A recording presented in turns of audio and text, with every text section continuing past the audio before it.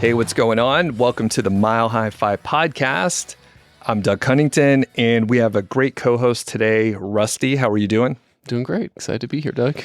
It's good to be back in the studio with you. I've recorded a few episodes, or many episodes, some on location, many interviews remotely, and it's good to have the lights on in the studio and sitting down here. So how's it been going? It's been a few months since you've been on the show. Been going really well. Yeah, we were up in Breckenridge for the summer. Now we're back Front Range. The weather's beautiful, perfect. Been going out and hiking and just kind of enjoying the fall. Awesome. Yeah. Yep. And it's been, sort of a very fun, busy summer and early fall. And we're kind of settling down to just be at home for a little while before like the craziness of the holidays. And like I said, it's good to have you back in the studio. I got so many just comments and emails. Many people were voting, Rusty. They said, hey, bring this guy as your permanent co-host. And I thought, he doesn't want a fucking job. I need to ease into this and see how this is going. But I think it's fun for you, right? You enjoy being on here. I enjoy doing it. I think you do such a good job with the podcast. And yeah, you forwarded me some of those emails and I was very flattered.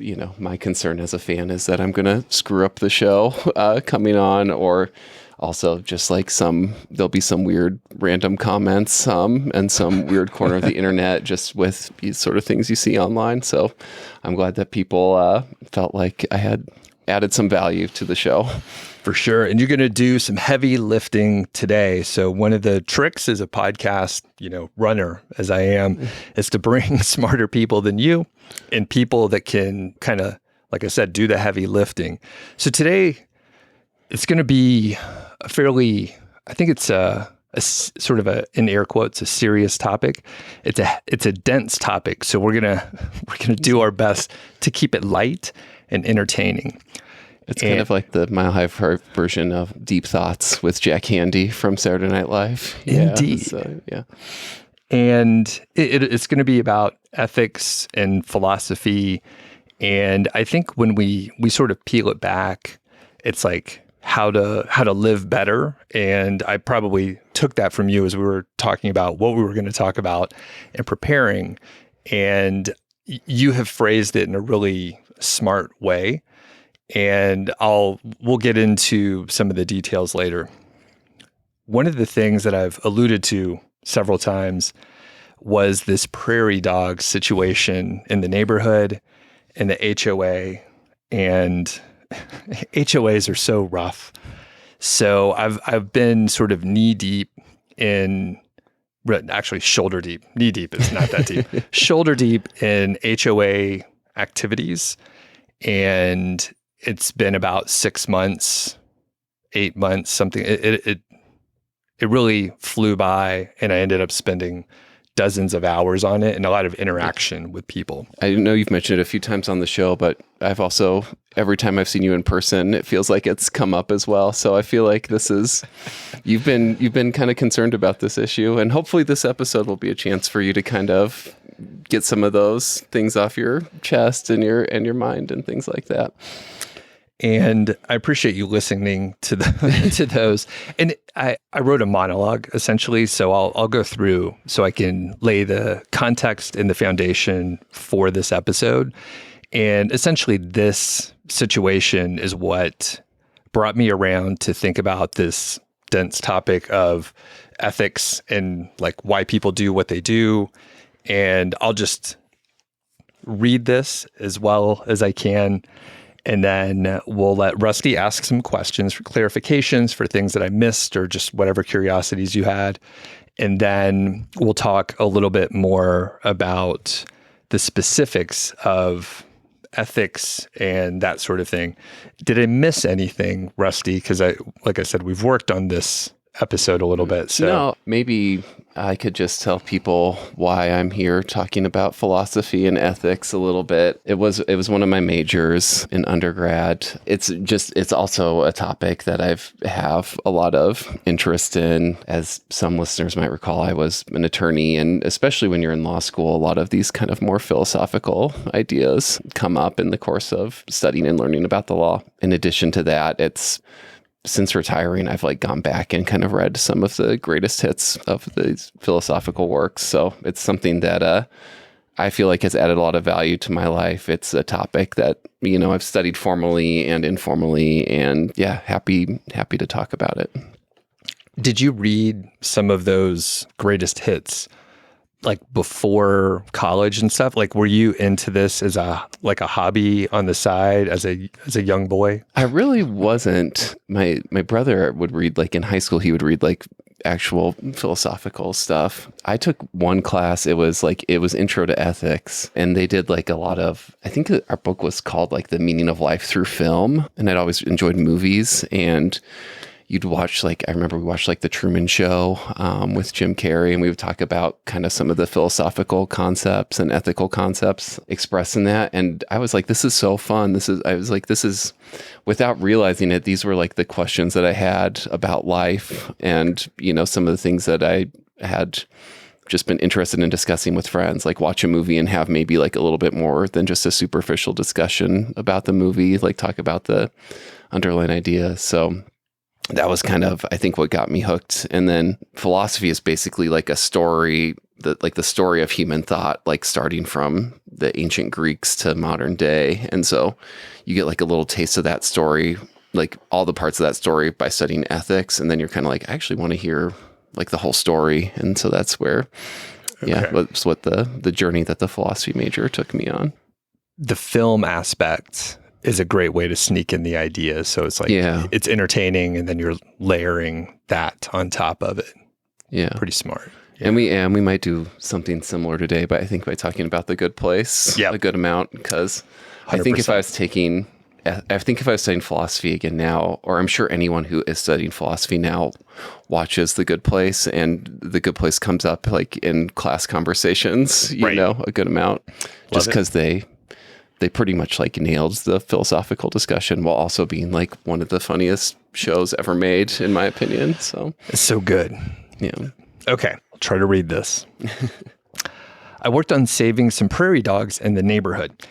So there were a group of people, and they were willing to exterminate all of the prairie dogs, about 80 of them. And the goal, as I interpret it, was to have a well-landscaped piece of property.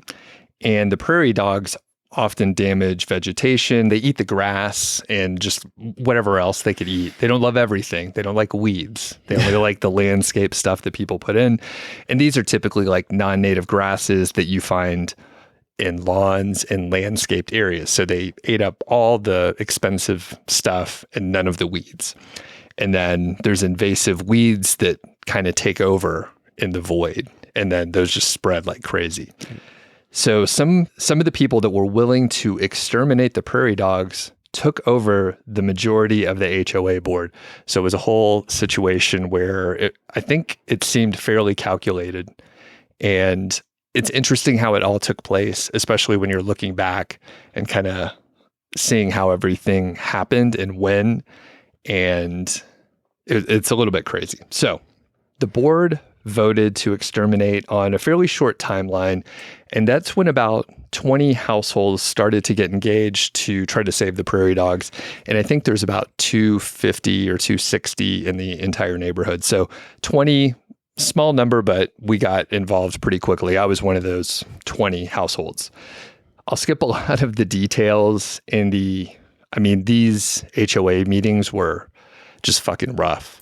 And then the side meetings were also rough. So there were prep meetings before going to HOA meetings, and there's a lot of stuff that went on. Like I said, many hours were put into this by many, many people. One group was willing to exterminate the prairie dogs, and their goal was to have a nice looking, well landscaped neighborhood property. And it's off from the like the main part of the neighborhood, but we own it and we manage it. So that's how we're involved.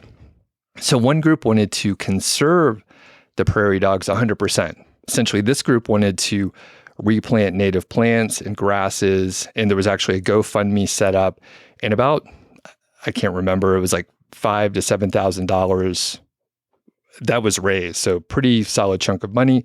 Dozens of people in the neighborhood were involved to help out. In the conservation group, they just wanted to like leave the prairie dogs there, maybe limit their expansion because eventually it will keep growing, but there's ways to passively keep them in a zone. And it was a fairly complicated plan, but a lot of people were willing to volunteer and donate time and materials and that sort of thing. So that was kind of the idea for the two groups. Now, the middle ground was a compromise by relocating the prairie dogs. And there's a lot involved with that, but basically the prairie dogs would be relocated to some federal land near Pueblo, Colorado, where black-footed ferrets are trying to recover. So the black-footed ferret was down to maybe like 24 individual animals, and they live in grasslands. Their environment was reduced and common story. So the ferret's diet consists of about 90% prairie dogs. I think they eat a prairie dog like every 3 days, something like that. So same. I'm on the same diet. Yeah. You get super lean. It's like free range. Like these guys are organic. It's really good. And the thing is, it's like grasslands down there on this federal property. It's not like they're keeping them in cages and like throwing them in to feed them. It's like colonies live down there and there's a lot of prairie dogs, and it's a good way to make sure the black-footed ferrets have food, and it's a place for prairie dogs to go when they're getting kicked out of neighborhoods and other spots. I ended up in the middle of the two feuding groups, even though my goal was to not kill any of the prairie dogs. I helped negotiate the deal, and I worked with the prairie dog locator, the board, and the group that wanted to save the prairie dogs. And I did my best to keep any of those groups from talking to each other because it wasn't working out well. Side note, a lot of this happened, like a lot of the communication between the feuding groups was email, social media, and it's a really horrible way to communicate. Yeah. And as soon as possible, I was like, I want to talk to you in person, and then we could like talk and figure out like what's going on. Were you like literally doing shuttle diplomacy where it's like you guys don't talk to each other? If you need to communicate, like talk through me. Like, I didn't state it explicitly. Yeah. But that was implied. Yeah. Yeah. And they didn't want to talk to each other. That's so like that's what they do in legal mediation. Oh, really? So like, yeah, that's like, it's considered a very effective technique, but it's like, it shows you how tense the situation was. That's crazy. Yeah. So it was that, and I didn't realize that, but it was effective. And as soon as like that was in place, I was like, oh, this is working better. Also important for me to mention, I was helped. So me and one other guy, he lives a couple doors down. He was in a similar position. We have slightly different skill sets, but we were both kind of in the middle of this situation. And I didn't want to do it. Like I'll skip some details, and I'm not, I'll give a disclaimer afterwards, but so I'll skip some details. Someone else helped, and good dude. We have a similar demeanor, and we had a strong interest in saving the prairie dogs, and we were able to kind of split up tasks sort of naturally, and it worked out like when I was out of town or he was out of town. So I did a lot more of the tense negotiation. He did a lot of the setup and scheduling and coordination with the relocator and some other groups. And I argued and negotiated, and like in the board meetings, like if I needed something to go through, I would like argue with the board or whoever I needed to. And I found that effective. And the other person, while I don't like to do it, I don't have an issue with it. And he didn't want to do confrontational activities. And I was like, I will do the confrontational activity. So it worked out pretty well. He did a great job. I also did a great job, but credit to him as well. Okay. So back on topic. Again, my goal was not to kill any of the prairie dogs, even though part of the part of the middle ground was relocating prairie dogs, and then any that are not trapped. So you catch them in little cages, you relocate them down to Pueblo. Any that are not caught, they were supposed to be exterminated. So I was thinking about the people in the neighborhood, and specifically the ones that I agreed with to save the prairie dogs. So we had the same goal. And couple details. The board has 5 members, majority rule, so you just need 3 votes for something to pass. And there was a motion to relocate the prairie dogs, then exterminate the remaining. So in terms of real numbers, that's like relocating about 72 or so, and then 8 would be exterminated. So not great. Like, I don't want to harm animals that's their home. However, if the motion didn't pass, then the previous motion, which was in place, would exterminate all 80 of them. So I knew that 2 of the board members supported the extermination. 1 supported relocation and exterminating the rest. 2 were unknown. So I asked one of the board members that actually supported saving the prairie dogs if they would vote to relocate and exterminate the rest, which represents the compromise that is the middle ground from where I sit. So that member said no, and that kind of shocked me. I didn't try to persuade them, but I asked, like, why would you vote to turn this down? This is a compromise. And they said they would never be able to vote to exterminate even 1 prairie dog. And I was like, what the fuck? Like, we were working so hard. Like, this is the middle ground. Like, everybody's a little unhappy, but like, I think we're coming out ahead. So I saw the outcome of not supporting the prairie dog relocation as virtually the same as exterminating all of the prairie dogs. I mean, in my opinion, like, that's the alternative, either one or the other. Like, that's where we're sitting. So I stepped back and I tried to detach myself and understand why that board member would not support the relocation. I think I'm self-aware, and I realize, like, I'm not right. It's just like it's my perspective, and that's how I'm viewing it. And I was like, well, how? Why? Why is it like this? So I thought about The Good Place. I thought about the Trolley Problem, which I think was introduced to me by The Good Place because I didn't study ethics or philosophy, or I completely forgot it as soon as I got out of the class. I think I just forgot it. So I also picked up the book How to Be Perfect by Mike Schur, and that is the creator of The Good Place. And we're going to talk about, like, ethics and some of the details, and that is the whole context. So that's like, I was working on this and I was like, oh man, why are people making decisions, and like, what drives them? I'm assuming everyone is they're doing their best. I'm assuming everyone is doing their best and they don't have any weird alternative motives. And that actually served pretty well for me to, like, ask people questions as I was negotiating why, like, not why, but like, what are your interests and what is important to you? And then that helped me, like, bring the folks together. So I'll stop for a second and please ask me questions. Yeah. I mean, a few things. Like, that group that was running for election, was this like an issue that they were running on, or was that kind of like, do you feel like maybe they had kind of not totally disclosed their motives for running for the board? I don't know. I think it might have been like a secondary point related to, like, landscaping, but I didn't get involved until I started hearing about the first meeting in January where they brought up a motion to exterminate in like 6 weeks or something like that. So that was the first that I kind of paid attention. So I'm not sure. It was their first meeting as, like, the new board? I believe so. Oh, okay. So it sounded fresh. Yeah. So it was maybe something that was on their mind leading up to that. Maybe, yes. And that's just, the reason I ask isn't to, like, accuse them of anything nefarious, but, like, if everyone in the neighborhood essentially voted for these people because they supported eradication of the prairie dogs, there maybe be a little bit more of a moral foot for those board members to stand on. One interesting thing is one person got, I think, about 65 proxies, which is a huge amount. Like, most people do not pay attention or go to the meetings, and it's hard to get a quorum even at annual meetings where people should be the most engaged.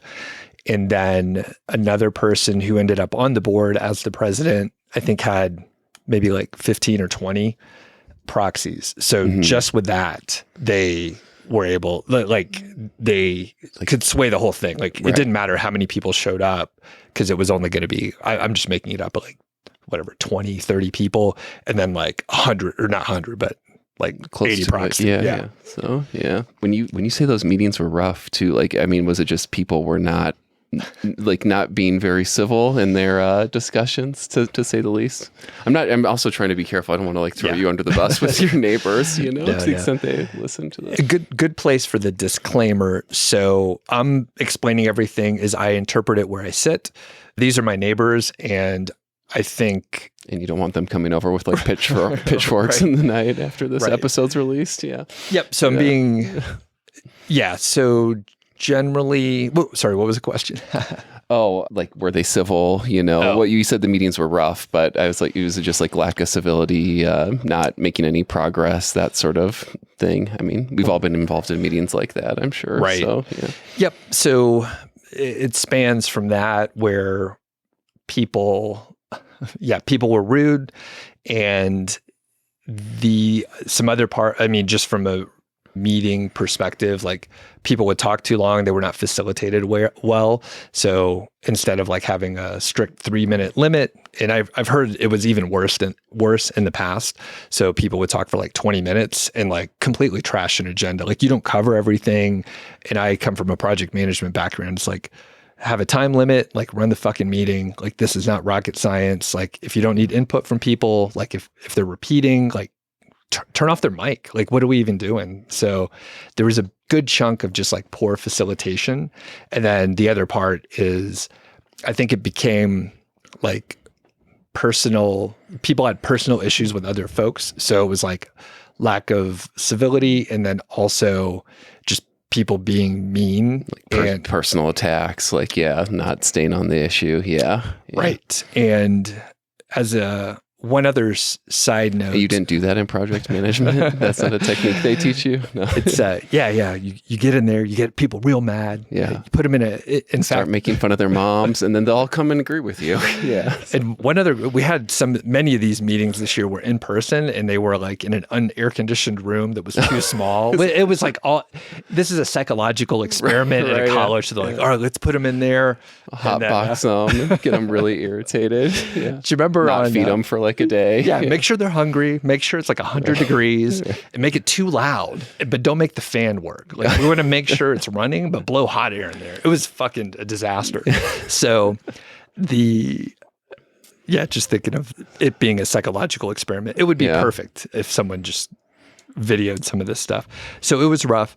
The other side note I just want to give myself a ton of credit and be very humble. So my plan was to like get this done. And then I was like, I'm out. Like after I saw the behavior and the activities and just everything, I was like, I'm not doing any HOA shit. I'm out. Like, I don't even know if I'm going to go to the meetings. Like this is the opposite of relaxing or meditation. So I was asked by some people on the board, some people on opposing sides, and other people that I was actually like, as rude as I would be like I called out people for doing things that were potentially bullying and other stuff like that in the meetings. Again, I was okay with the confrontational approach at times.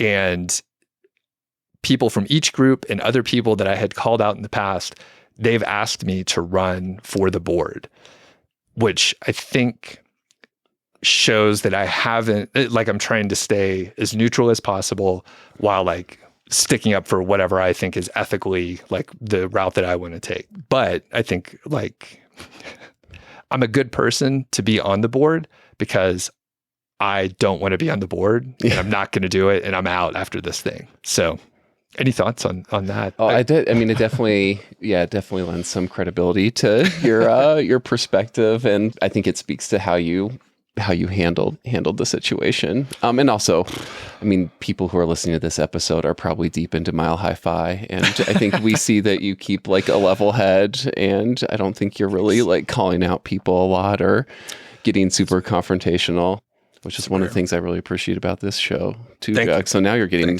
just congratulations from every angle, from the HOA, from the podcast audience, but yeah, I could see how you would keep more of a level head in that situation for sure. Thanks. Yeah. So are you still like revved up about this topic? Like, has it been resolved? And are you able to like kind of like, has it marinated a little and you're not like in the heat of all these discussions? Yeah. So we completed the relocation project on September the 8th. Okay. And through the efforts, Susan Sommers, she's a relocator in the Longmont area. Jamie Freyna, he lives he's not in the HOA neighborhood, but he lives very close by. And he is a big proponent, and he helped us out a ton. So shout out to those two folks. Susan was able to relocate all but I think 3. So at the end, they kind of hide, right? So she was able to relocate all but 3, which is awesome because she was like, I think the initial estimates are like 85 to 90% for relocation. But because I was able to get her working a little bit longer, and she wanted to relocate more. Yeah, by the end, we thought there was only 1 left, but either some other one came over. And the cool part is, and this is what I was hoping for, Rusty. So I knew that if we were relocating, there was a possibility that we would not exterminate any. So because it was such a small number left, and I think it cost about $2,000, $2,500 to do the extermination, vendor comes out with a carbon monoxide thing and they like suffocate them. Yeah. They fall asleep. I mean, it sucks, but like it's better than some other things that people do. And because it was such a small number, we were able to convince the board to not exterminate any of them because it would be fucking stupid to like spend hundreds of dollars to try to kill like 1 prairie dog. Like, this is ridiculous. And then one's just going to come over across the street anyway. So it's like, is it one day without prairie dogs worth a couple $1,000? Yeah. Yep. Yeah. So, and that's what my hope was. Like, if we just keep the option open, as long as we have the flexibility, we can get the community to like come get more involved and say, hey, we don't kill like 3 prairie dogs. That's crazy. Like, it costs too much money from a financial standpoint. And then, I mean, there's a lot of people, I have no idea the sort of percentage, but there's a lot of people who are like, yeah, why would we want to, like, we don't want to kill these little furry, fuzzy animals. They're awesome. Yeah. So other people hate them. I mean, it's a political thing in the West.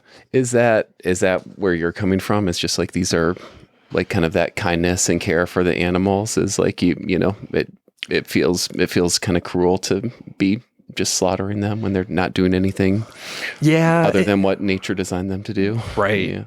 Yeah, definitely that. And then I'm also aware, I live in a neighborhood where I'm pretty sure there were a bunch of prairie dogs all around here, or like where the fucking Costco is. Like, I realize, like, we took over their spot, and there is some public land where they can stay, or our property where it's essentially like adjacent to a park in the Greenway.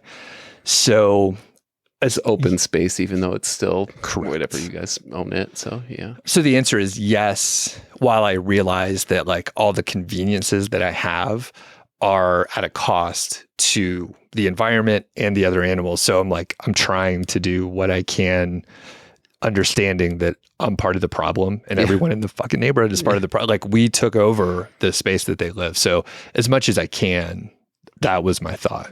I would try to help them. That's cool. As a fan of the show, I think other people might appreciate this too, but we like hearing about what things are going on in your personal life, Doug. Yeah. So this is, that's interesting to kind of hear your perspective and how you handled that situation. So like I said, Rusty, because you have studied ethics and you have been very thoughtful about like living and life and like doing the right thing, and that sort of framework, I wanted to have you talk more about it. And yeah, I invited you to do the heavy lifting. So let's get to some of the ethical things that we're looking at.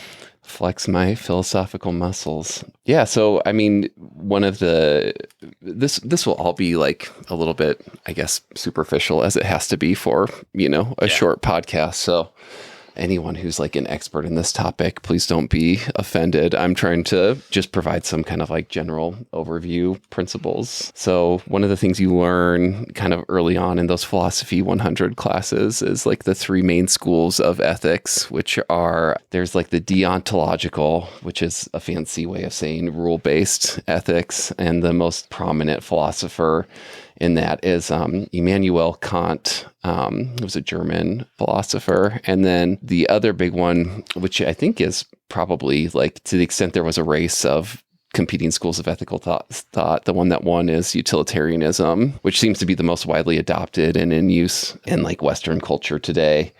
The most prominent philosophers for that are John Stuart Mill and Jeremy Bentham. And then the other one is virtue ethics, which was developed by the ancient Greeks. Aristotle, pretty smart guy, kind of was the main proponent of that. And he's like, obviously he's on like the Mount Rushmore of philosophers by pretty much any standard. And I think tied into that is, I mean, they were the competitors of Aristotle, but the Stoics, they also were, I would put them in the virtue school of ethics. And I think that's one nice way to tie it to some of the fire principles, which hopefully, we'll discuss today. Okay. And maybe, can I interrupt you and we can punt it if it fits somewhere else better? So a lot of us are more familiar with like the Stoic ideas because they've been popularized a lot more in the last decade or 15 years or so. Yep. What are the main differences between like virtue ethics and the Stoics? You said they were a bit competing. Is there a way to just summarize? Okay.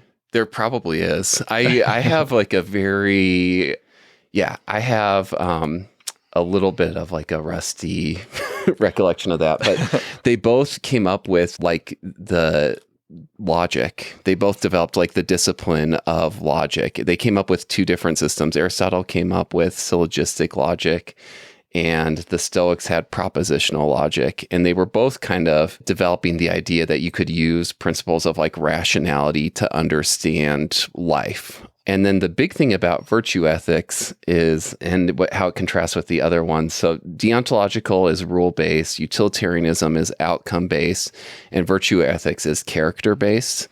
And so the goal of virtue ethics isn't so much to analyze a specific situation and the outcome of it. It's to analyze how you are in the situation. What characteristics did you act with? And what did you do well? And what could you do better in future situations? So the goal of the virtue ethics school is to basically be constantly improving. Whereas, I think especially the deontological view or the rule-based view is like, are you a good person or a bad person? It's a lot more kind of like, you did that action. Now let's assess whether or not you're good or bad. That's a little glib, but I mean it as a very rough way of thinking about. That's how virtue ethics contrasts with the other schools. And then with Stoicism too, so it's kind of like looked down upon a little bit in the like academic study of philosophy, because they were focused on like real life and like how philosophy could be applied in your life. Aristotle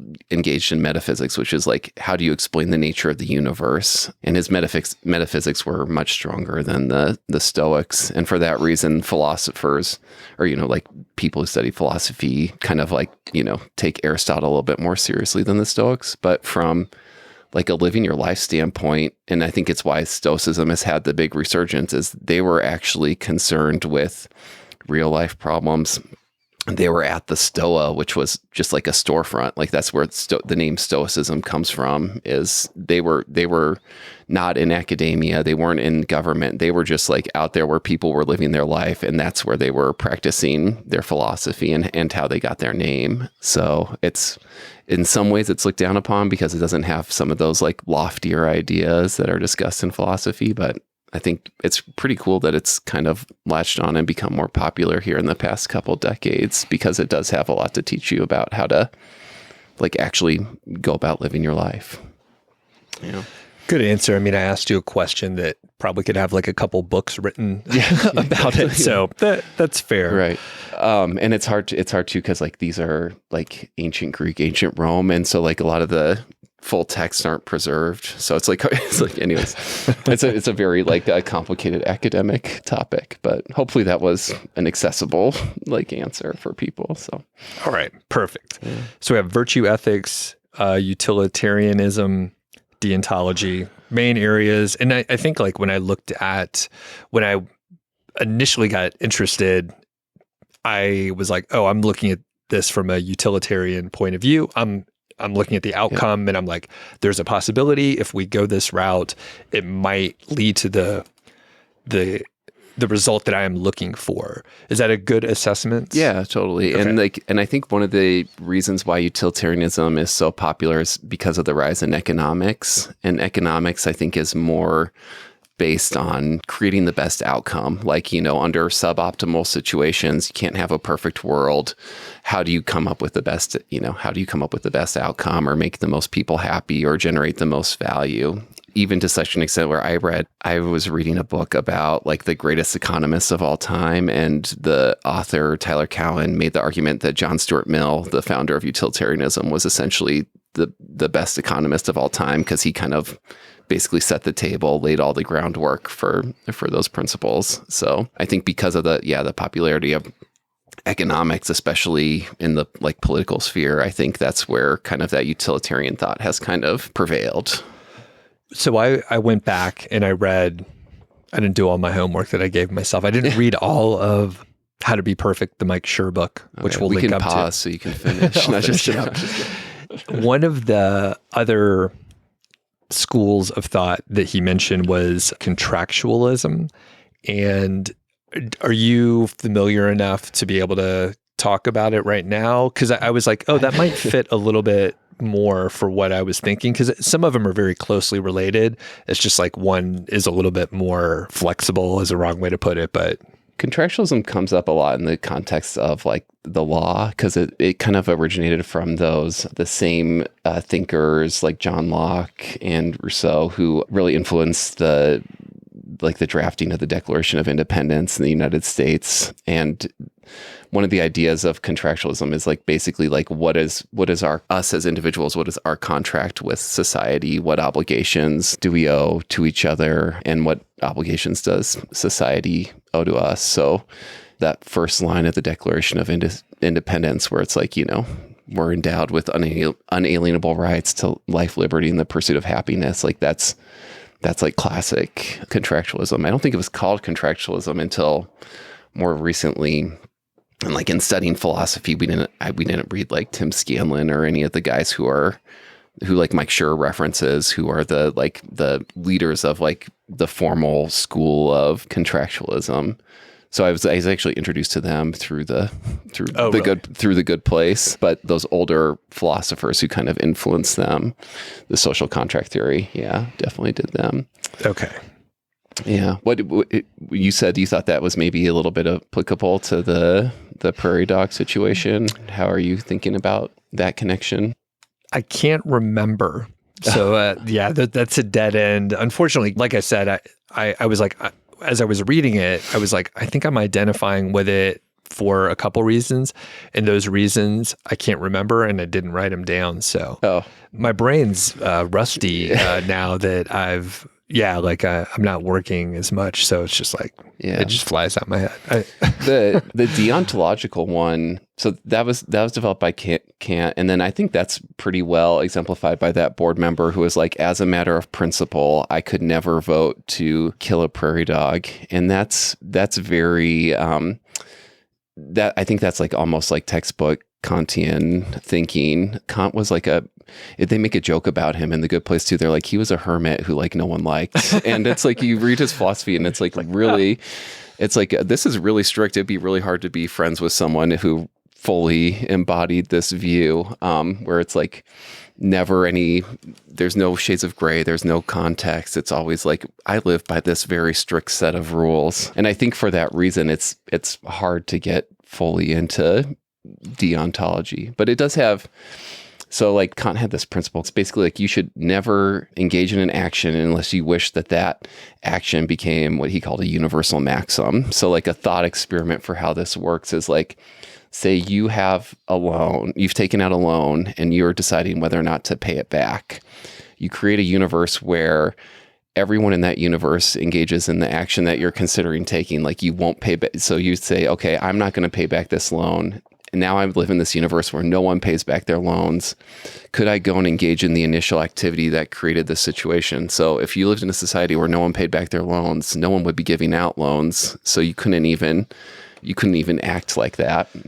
And right. So then Kant's rule for ethics that he would develop from that was like, you should always pay back your loans. And he happened to work for a bank and give loans. So it's like, come on, dude. No, just kidding. But there's a lot of ways where that breaks down. So you could like, and that's where like this is where like utilitarianism kind of like wins out, because you could say something like, okay, should I grow my own food? It's like, well, if I don't grow my own food, and then I live in a universe where no one grows food, where no one grows their own food or no one grows food, could I engage in this behavior? And it's like, oh no, I couldn't do that, because if no one was growing food, I wouldn't have anything to eat. The whole society would fall apart. So, I mean, you can tell just from this like principle that, Kant was a pretty smart and clever guy. But then it's like, how are we all supposed to live? There's no division of labor. We're all gonna, like, we all have to be growing our own food. Some of us can't specialize in one thing, learn about medicine. Some of us can specialize in growing food.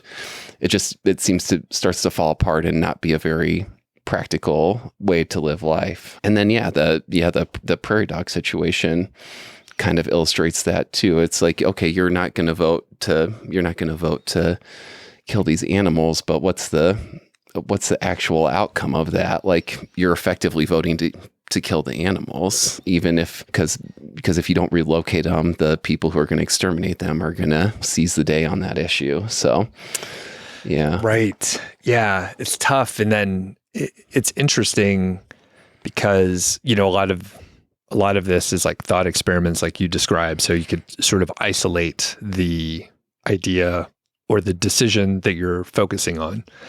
And then you do that.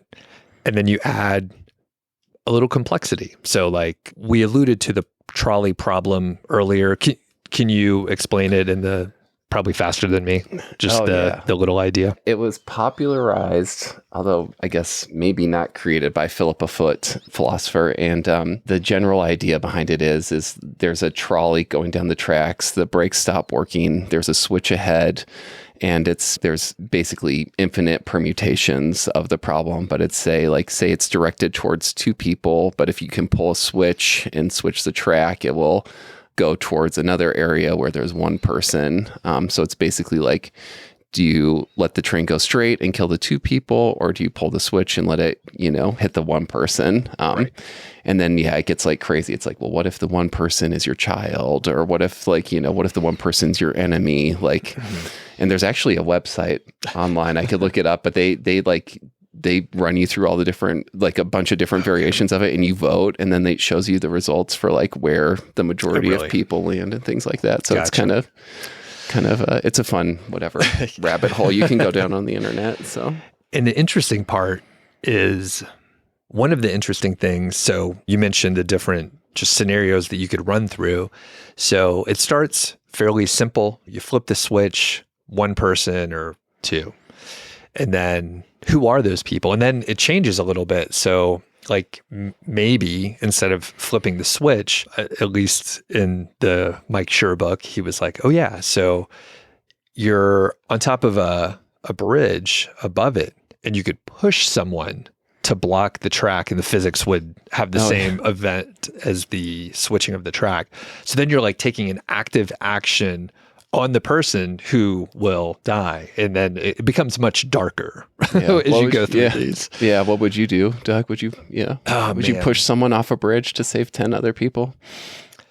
That's rough. I mean, I think, that's how you end up. Yeah. It depends on who it is. And the thing is, like, you start placing other people in there, and it's like, all right, well, that's going to be my follow-up question. I was like, what if it's Elizabeth? What if it's Georgie? Like, So it's no, you can see it's a very like rememberable day of philosophy when you learn about that. If you're studying philosophy, you learn about that problem, and like if you're in philosophy class, like there's a lot of meat on that bone for the professor to get people engaged in discussion, for sure.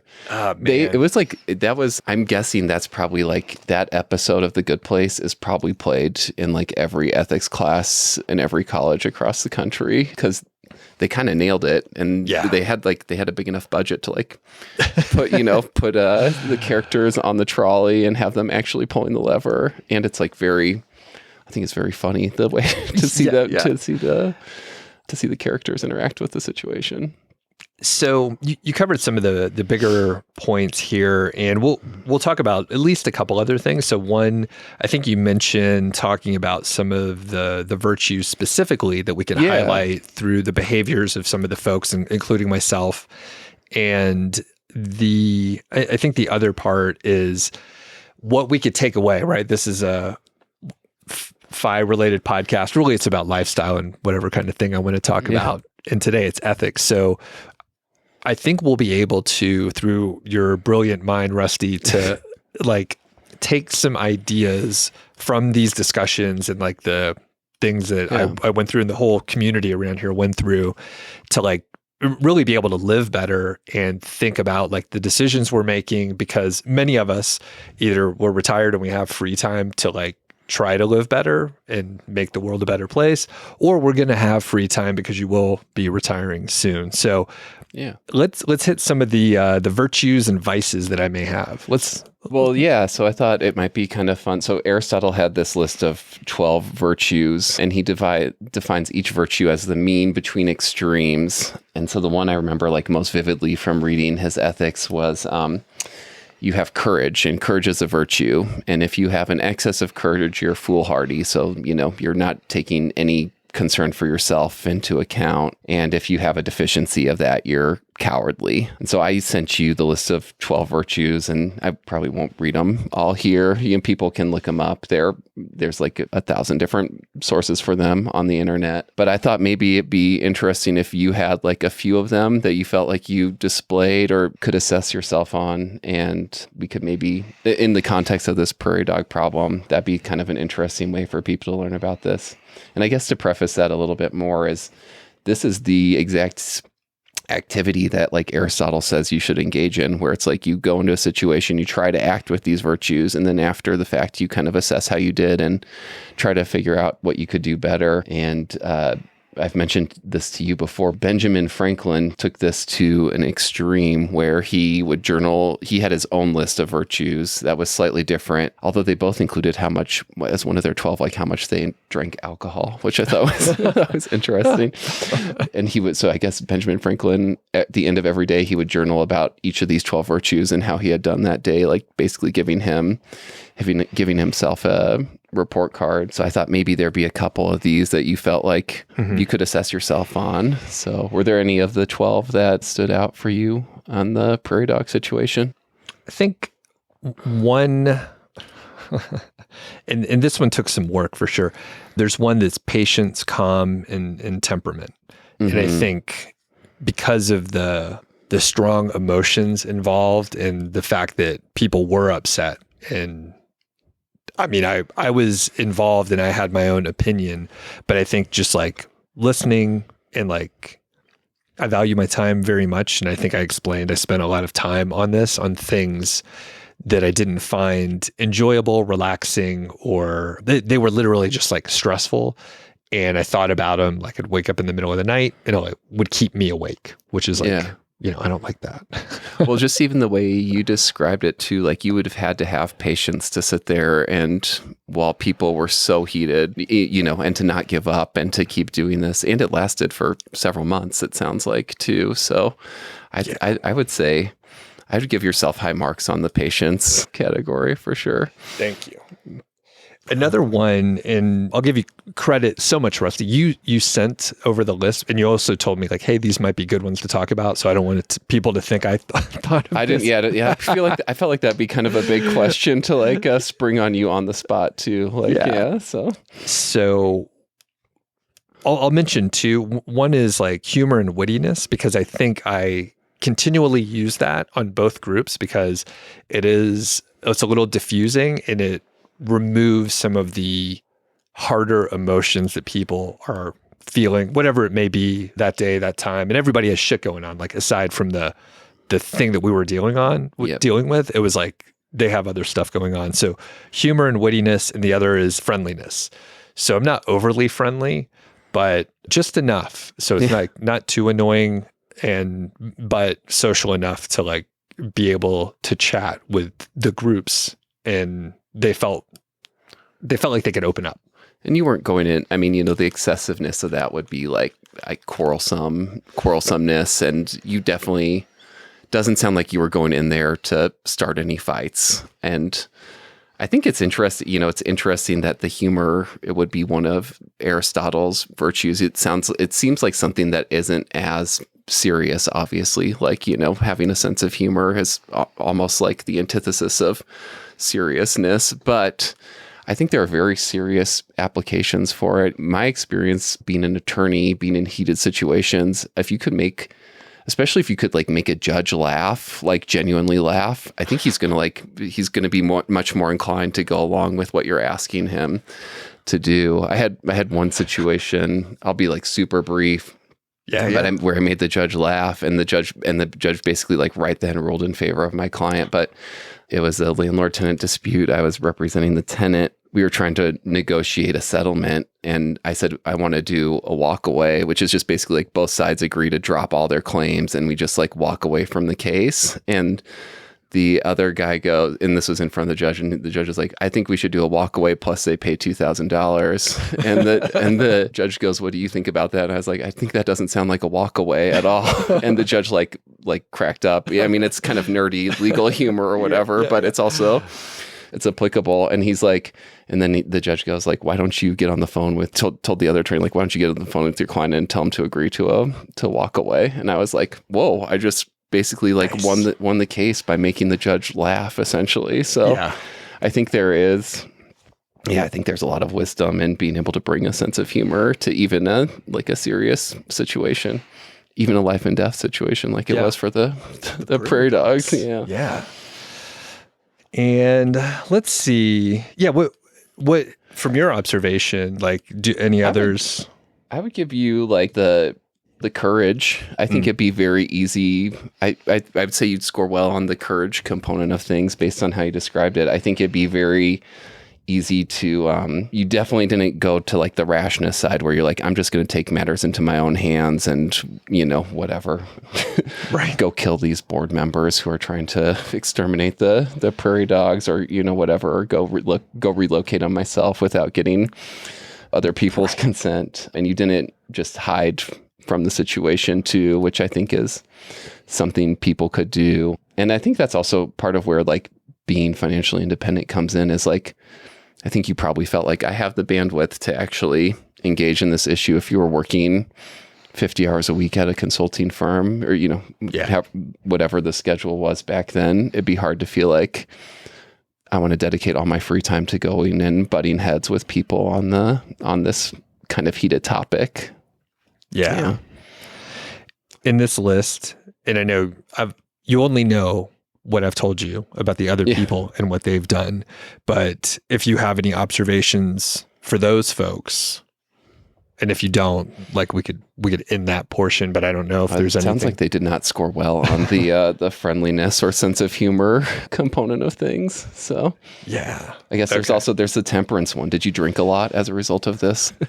Earlier on, yeah, I would have a couple extra beers after the meetings. Yeah.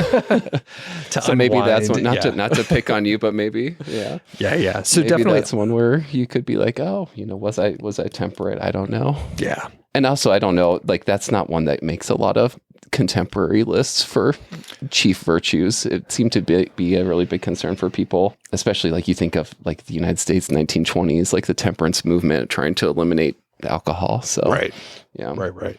But it sounds like you weren't getting like so drunk that you were like sending out like, No. It was just drunken emails to the...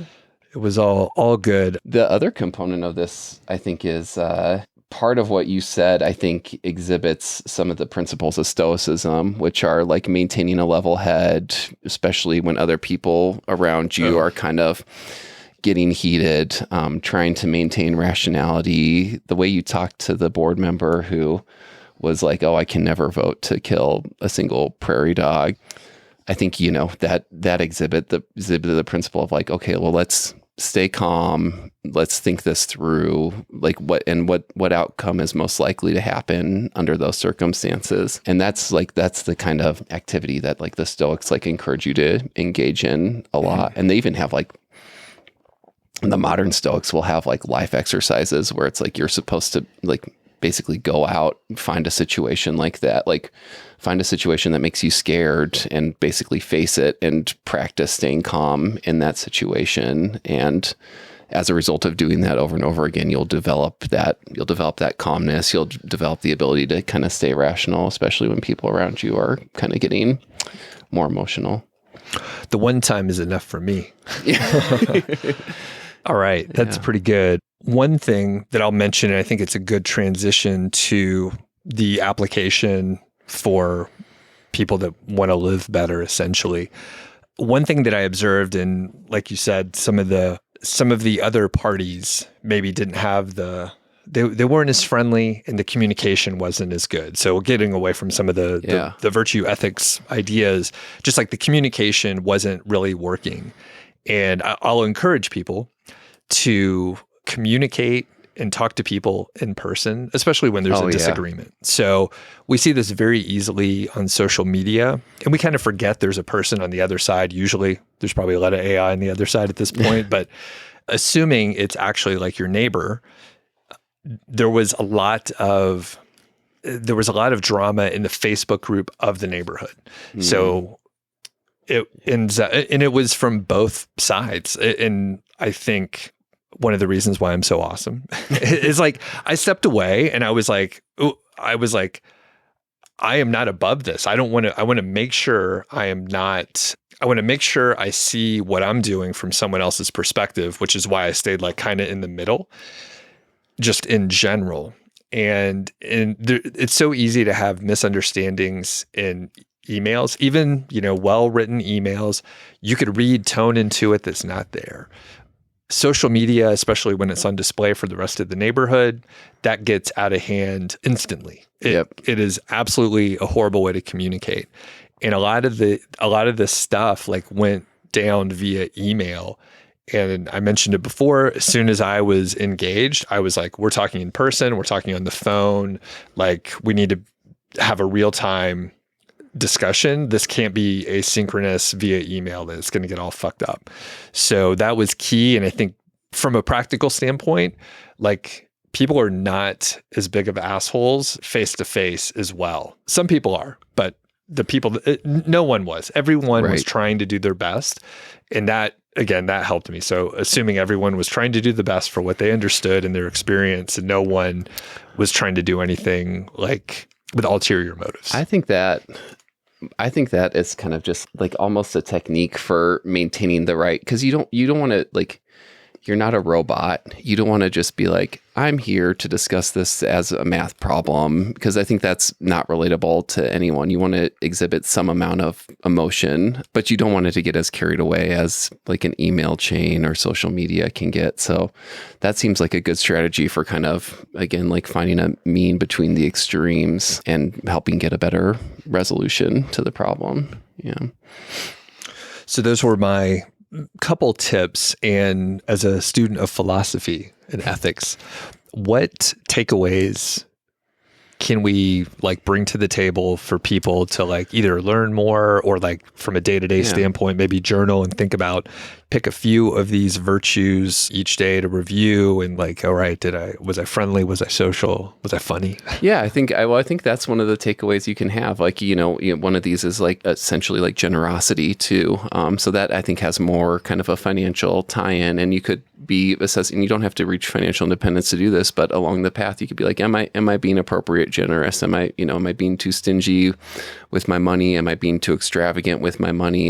You can give yourself that scorecard and make sure that you're kind of striking the right balance between the extremes, or maybe you need to push yourself a little bit farther in one direction to feel like you're hitting the right balance. The other thing with like the Stoicism, I think to the extent, you're investing your money, I think one of the concerns that people have is that they're going to let like their emotions get the best of them. There's going to be some headline that's going to freak them out, and they're going to sell at the wrong time or buy at the wrong time or otherwise make the wrong decision that's not consistent with their plan. And so if you could figure out exercises to do, like I'm going to limit the days that I make transactions on my account to 2 days per year, regardless of what else is happening in the world. And you're going to let yourself kind of sit with the discomfort and become more comfortable in sitting in that discomfort.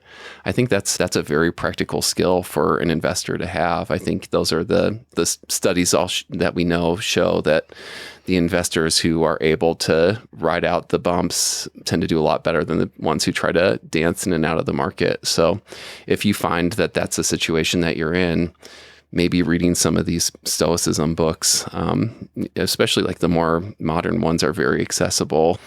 Those might help you develop some characteristics that make you a better investor. Speaking of the books, I'm blanking on the name right now, but Oliver Burkeman, the guy who wrote the 4,000 Weeks book, that is the one that's popular among the FIRE community. His other book talks a lot about Stoicism and basically how you can use the principles. The Antidote or the newer one? Oh, the Antidote, yeah. Yeah. I have it right there. It's right here on the table? Perfect. So yeah. It's a good one. Yeah. Good summary, and thanks for encapsulating it. A couple like rapid fire questions.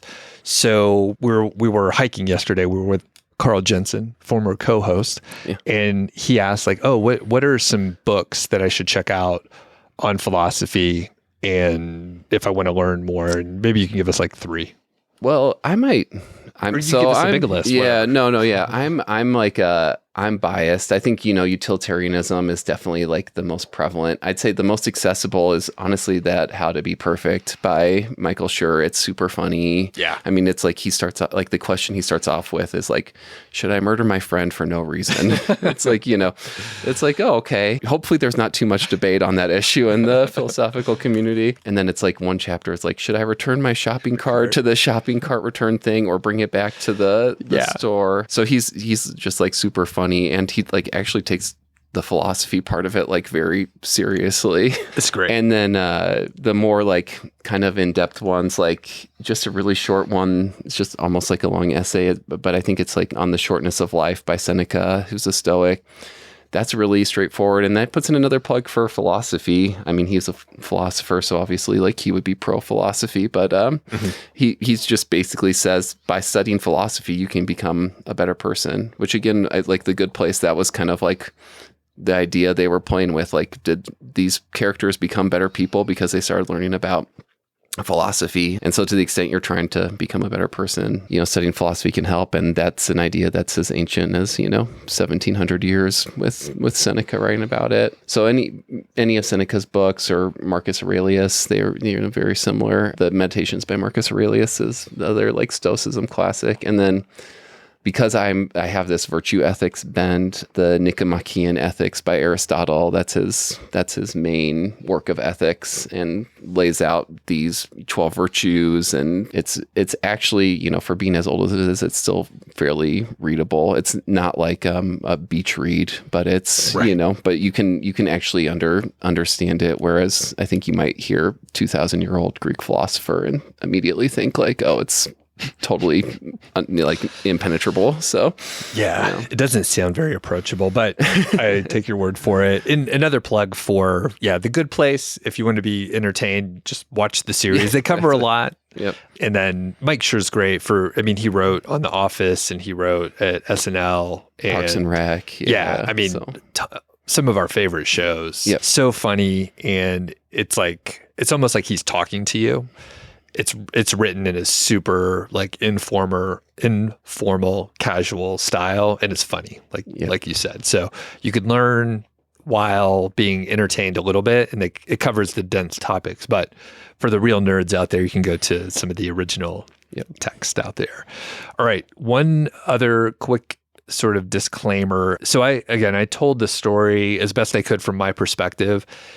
I don't think people in the neighborhood will listen to the show, but who knows? The show it goes vastly across the whole internet. So some people might hear it. And again, like I said, I think hopefully it came through. Like I think everyone is trying to do their best. And I think some streams got crossed and some issues happened, but I have no issues personally with anyone. And when I went to go talk to people, I felt like I said, everyone was mostly trying to do their best from what they could do with the information they had and their whole background in their life and whatever was going on. So I don't want to offend anyone. I just want to make sure, because we were fairly specific about some of the instances, but it was all for entertainment purposes. Yeah. I think you tried to treat people discussed respectfully too. Yeah. And you didn't name like it's not petty. You didn't name names or anything like that. So yeah. All right. So people, let me know what you think of this episode. I think there's more to dig into if we were like, oh, let's talk about more ethics. But it's a tough topic. But I think when you go a couple levels up, like it's applicable for like making decisions each day in life. Yeah. So anything else, Rusty, to round this out? Yeah. How do you feel having had this discussion? Do you feel good about how the Prairie Dog situation shook out and how you handled it? Or does this change how you've thought about any of this? Or is there anything like that? I'm happy with how it turned out. My goal was to not harm any of the animals directly. You know what? And another thing is like, there's other harm that could happen downstream. So in reading some of the ethical dilemmas that we may have, there's external factors that happen that maybe we don't consider right now. And maybe one of those prairie dogs gets into some bad stuff and starts dealing drugs down in... gets a whole prairie dog colony addicted to PCP. Yeah. So so overall, I'm happy with it. It was difficult, and I think I was able to help. And that overall is good. Yep. So, I'm happy with it. Cool. Thanks, Rusty. And you'll be back before too long. We're going to talk about food. So when we hang out, we usually talk about food for like 80% of the time. And then the other 20% we're eating. So, we'll talk about that. And we were thinking about recording it, but I was like, there's too much to talk about food. So we'll have to hold it for another day.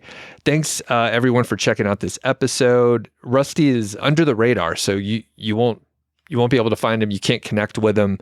If you happen to go to an event at HQ, he probably won't be there, but there's a small chance. Or hike. So. You hike. People may see you on the trail. But thanks, Rusty. Always good to catch up. Yep. Great seeing you, Doug. Thanks for listening to the show. That was the Mile High 5 podcast, and I'm Doug Cunnington. If you dig the show, please do 3 things for us. Number 1, tell a friend, a family member, an enemy about the show. We really don't care who you tell. Maybe forward them a specific show that you know that they will like. It's the single most helpful thing that you can do to spread the word. It's like giving us a virtual high five, and actually we don't give high fives in person, so the virtual kind's pretty good. And more importantly, your friend or family member or even your enemy will appreciate the fact that you were thinking of them. Number 2, make sure you're following or subscribed on your podcast app, Apple Podcasts, Spotify, Overcast, YouTube, whatever you're using, and that way you won't miss a show. And number 3, please leave us a rating and review. We read them on the show occasionally, and you might hear yours out there on an upcoming episode. Quick disclaimer, this show is not financial or legal advice. I'd actually be surprised if it sounded like it. It's really just for entertainment, and that's at least what we're hoping for. But seriously, get advice from professionals. So we'll catch y'all next week.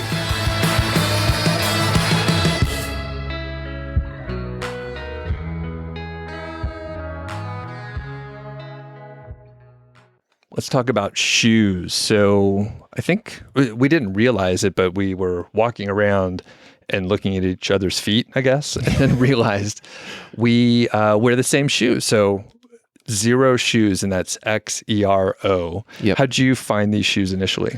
I listened to the Feel Better, Live More podcast, and they've had a lot of the people who do the research on the barefoot shoes on. They are sponsored by a different brand. Anyways, so I started wearing barefoot shoes almost exclusively after I was done working and didn't have to wear my, silly clown shoes to the office anymore. I switched over to Xero shoes for a few reasons. The other ones would cause there'd be a 2-week period where my feet would blister every time I got a new pair, and haven't had that with the Xero shoes. And then the Xero shoes are based out of Broomfield, so they're super close to here. I was Right. oh, that's cool to support a local business. And other ones were getting shipped in from Europe, and they would take a couple weeks to get here and things like that. So, and these shoes show up the Xero shoes show up the next day. So yeah. Where were the blisters? They're on the top. They're on the top of my feet. Interesting. Which is weird. It's just the way that the material that they use for the top would kind of rub on my foot. But interesting. yeah. Look on the tongue area. So literally right on top of the foot. Yep. Interesting. Because at first I was thinking around the toe box area, because a lot of, you know what, it depends on the shoe. Some shoes just have a more narrow toe box and others are wider. And I like the extra space for your toes to spread out and all that kind of stuff. And yeah, the Xero, like you said, it's a Xero drop. So it's completely flat, which feels, I guess if you're not used to it, it may feel funny. But then if you wear shoes that have some drop or a significant drop, then it feels like you're falling forward kind of. Can you wear other shoes really? No, I mean, yeah, I've had to get rid of all the other shoes. Okay. I'll put some on for mowing the lawn, and yeah, it's like you describe. It's you feel like you're almost falling forward after you get used to the barefoot shoes. A few years ago, I think I saw the ads for the Xero shoes on social media, and then it was I'm more likely now, since so many things advertise, to take a look. But back in those days, I was is this a scam? I don't know as much about this shoe company. I didn't even live in Colorado at the time. But anyway, when I was out in Breckenridge with Brad Barrett and some other folks, Brad was wearing them, and I'm oh, I've heard of these. And he actually wore them to do the 14er. He didn't bring other shoes. Yep. And he's not a mountaineer, not a mountain hiker. And basically he was I should have brought boots. This is crazy. And they were fairly worn. So the soles were very small. And I actually have a similar issue. So I don't love to wear them hiking, especially where there will be a lot of big rocks or gravel. Yep. Because you could feel each rock. There's not much padding. So it doesn't bruise my feet, but it's you're aware. Brad, he stepped on a sharp rock and it actually cut through. It was so thin, it cut through. Luckily that was at the end, but all that to say, I do have a pair. I ended up buying 4 pairs of these over the past 2 years or year and a half at this point. Yeah, they're great. They feel so comfortable. I wear them to work out. I've played pickleball. I have hiked some, but realized that my feet will be more sore than if I wear something with a little bit more tread. Yep. So I actually got some of the hiking ones. I haven't worn them yet. So I got them earlier in the summer, but I haven't worn them. I should be able to wear them, coming up in the fall time frame here. So and some of the research I've seen is it makes your foot stronger, improves balance and things like that. Increase ankle mobility. I guess that for me, the increased ankle range of motion in the ankle is what I notice the most. I feel I have a more flexible ankle as a result of wearing these. Gotcha. I I didn't notice anything specifically, but it totally makes sense to me. I haven't looked in a while. There was a stretch I used to run, and do you remember like the barefoot shoe craze and the 5-finger? Yeah. So I got some of those, and like, yeah, I was like, oh, this is really cool. And eventually I think it was too much for my calves for the amount that I was running and blah, blah, blah. And then you look ridiculous. No offense to anyone. I think, yeah, a couple friends of mine still wear them. But generally, like my ankle mobility and like flexibility traditionally has been pretty good. I've been lazy and not stretching here recently. But I could imagine, especially if you were always wearing like shoes that restricted the range of motion, and then now all of a sudden like you can move around. But yeah, to your point of like strengthening the bottom of your foot all together and your toes, and you're able to like spread your toes and like get a little better balance, makes a big difference, I think. Yeah. So I mentioned a con where, if you're walking on gravel or something hard, it could be a little bit much. Any cons for zeros that you have noticed? I think some people don't like the way they look, flatter, wider foot, like, so it's to the extent some people are self-conscious about that. But yeah, for me, I feel like, they're the only shoes I wear now. And I'm also just like, oh, this is another benefit of being retired. Like I can wear shoes that are actually like healthy for my foot as opposed to like shoes that are bad. The other thing that's kind of interesting is the big people in our culture who promote shoes are these NBA basketball players. They're the ones with all those shoe contracts. And if you look up what their feet look like online, it's a weird rabbit hole to go down, but they have like the least healthy feet you'll like ever see. Like LeBron James's feet are like the most mangled things ever. And it's like, it's, kind of ironic that that's the majority, they're selling the majority of the shoes in the country. So, yeah. That's a good transition. You can link up and check out the OnlyFans for the Mile High 5 feet. So, yeah, I didn't want to... Am I signing up to participate on that? Every guest has like a whole centerfold pictorial thing. Yeah. So that's why all the cameras are out here. And I asked you to take your shoes off when you came in. That said, it's hard to pull out of that one. So Mile High Fi is an affiliate for Zero. Cool thing, they are at a Broomfield, which is like 30 minutes away from here. And I think there's actually a store in Denver. I haven't been, but I think you can actually go and try it on. Turns out these shoes aren't super expensive. Most of them are like normally priced for like the kind of athletic shoes that we're talking about. They do have casual stuff too, but if you want to support the show, you want to check out these shoes, you could follow the link in the description. And I think the commission's like 10%. So it's not like I'm getting $60 for every purchase or anything like that. It's pretty small. So anyway, they're pretty cool shoes. And after I got a pair, I was like, these are awesome. And I bought several more and signed up for their email list. There's sales all the time. So I'm frugal. I like a deal. So when they go through, and they last a pretty long time. I think you've worn them for longer than I have. About like 2 pairs a year. So, and they're the only shoes I wear. So yeah, they last a good amount of time. Yeah. Right on.